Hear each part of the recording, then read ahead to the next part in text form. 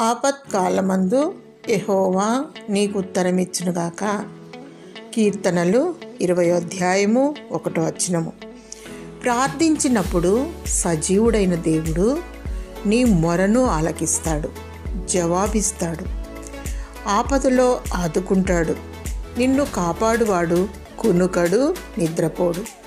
ప్రతి క్షణం, ప్రతి సమయం ఆయన నీకు సమీపంగా ఉంటాడు.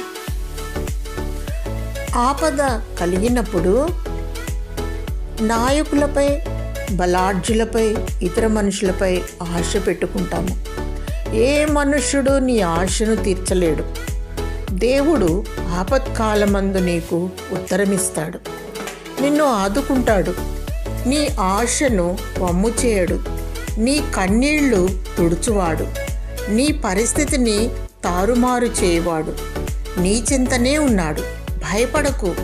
దేవుడు నీ ఆపదను తీసివేసి నీకు నెమ్మది దయచేయునుగాక. ఆమేన్.